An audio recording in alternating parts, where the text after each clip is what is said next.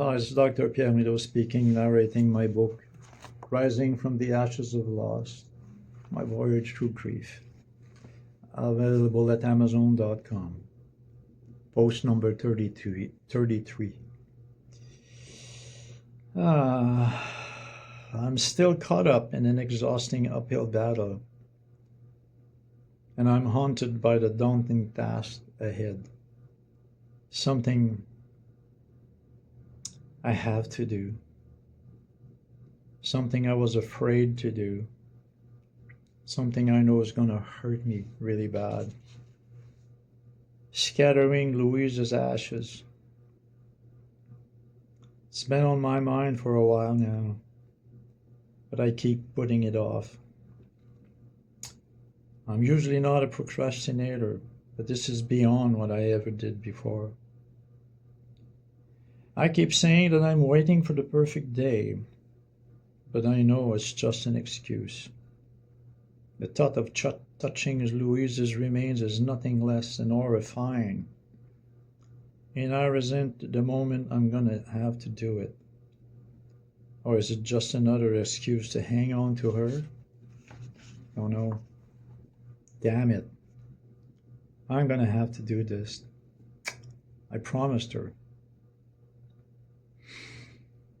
I think while looking at the expectant urn with resignation, I acknowledge that day is the day. Today is it. The stage is perfect. The sun is shining bright and high. A warm, gentle breeze caresses my skin softly, and my fully blooming spirea has shown off a gorgeous coat of magnificent white flowers that look as if a lazy snow had gently fallen upon them. I could not pick up a better time to honor Louise's memory, and so, with dread, I pick up the urn sitting by her picture on an old wooden shelf in the country kitchen. Ready to do the necessary thing, I get to work quickly. It's so creepy. I can't believe I'm doing this. I pick up the scary ossuary, unscrew its stop, pull out the secured bag containing the ashes, and empty its content in a coverless box large enough to stick my hands into. I rush out the door to do the deed as soon as possible. It was an arrangement we had together, no fuss, no ceremony, our little thing. I was to do this for her and her for me, had I gone first. Carrying my precious cargo, I start my walking by walking to our favorite spot by the riverside, upon the impressive weeping willow tree hanging over rows of overgrown water weeds. Standing under its comforting canopy, I pause a minute, take a deep breath, inhaling the pungent scent of decaying vegetation crushed under my feet. I stare at the container with trepidation, and after a brief hesitation, with an uncertain hand, I dig into the box and scoop up a handful of ashes. Feels gritty like coarse sand, and still contains tiny fragments of bone that had not been completely burned away. The macabre sensation of touching Louise's last remains is very disturbing, and I quickly dispose of the troubling dust by spreading it into the air and over the slow-flowing waters of the lazy Raisin River. Farewell, honey. I'll miss you forever.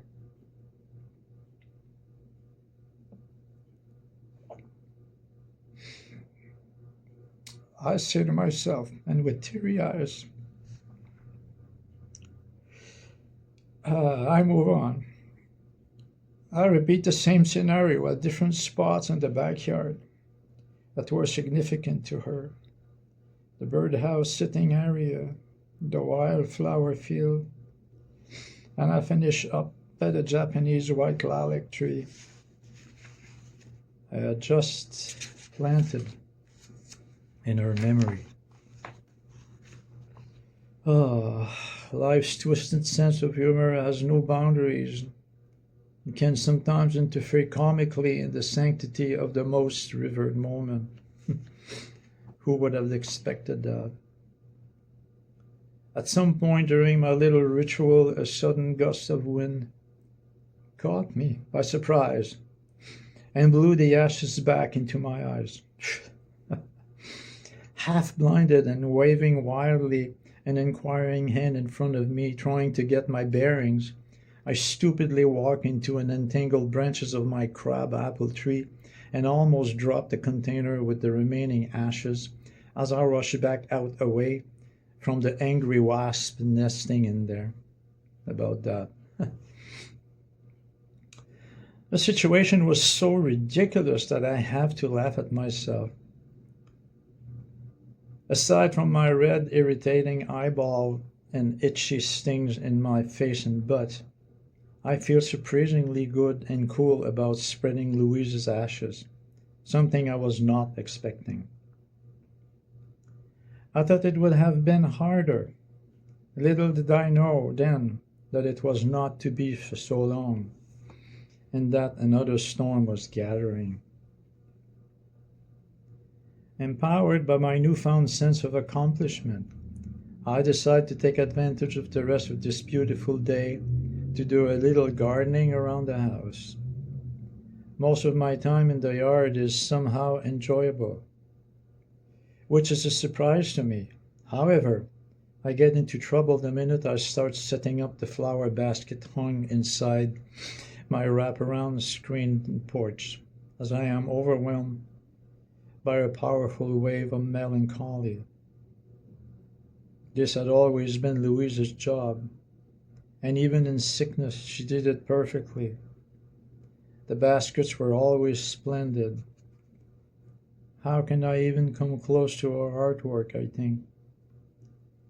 With soiled hand planted awkwardly in the black earth of one of the baskets, I try my best, but I feel inadequate, out of place, and sad. I drop everything, walk into the house hurriedly, and get busy at making dinner.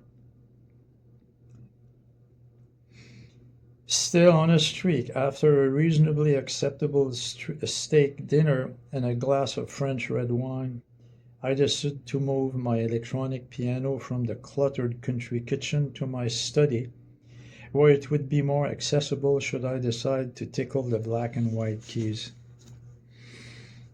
Something I haven't done for a while, it seems. Given in to the natural artistic instinct that holding the instrument awakens in me, I can't resist the urge to give in to try. I set it up on its stand, plug it in, push the start button, sit down on the assorted black leather bench, and get ready to play. Before starting, I close my eyes and inhale deeply as I sensually lay my fingers on the keys and allow the music to come to life.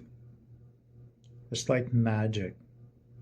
And no matter how long I've been away from it, it's still there. Music, my lifesaver, my lifetime companion, my drug. At first, it seems an effort to reach inside as there is so much pain in there.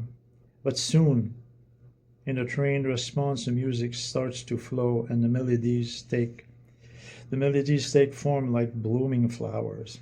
I tirelessly go from one romantic song to another as I progressively recapture my long-lost dexterity, when all of a sudden, all hell breaks loose. Immediately after playing the first melancholic chords of Barry Manilow's song, "This One's for You," I know I'm in trouble. Like a true artist, I play with great emotional intensity. Each musical note resonates in me like a sounding board, and I easily slip into the passion that the composer meant to express in the song. This time's no different. and I lose myself in a kaleidoscope of poignant and painful feelings as I associate the meaning of the words with my own life. I then break down in tears, and the world becomes silent again, save for the soft sound of my irrepressive sobs. I recognize that playing that song triggered the sensations I should have expressed this morning. But it's more, much more than that. I suddenly understand that scattering Louise's ashes represents another step forward in my quest to let go of my last attachment to her. I come to grips with the fact that keeping her last remains close to me acted as a crutch that kept me limping instead of walking. I had this silly notion that Louise faithfully stood there watching over me. It was comforting, but not healthy. The level of emotional release brought upon by my extraordinary musical interlude expresses the finality of her departure. She's gone forever. A pitiful and painful reality I must face. I have to stand tall and walk alone from now on.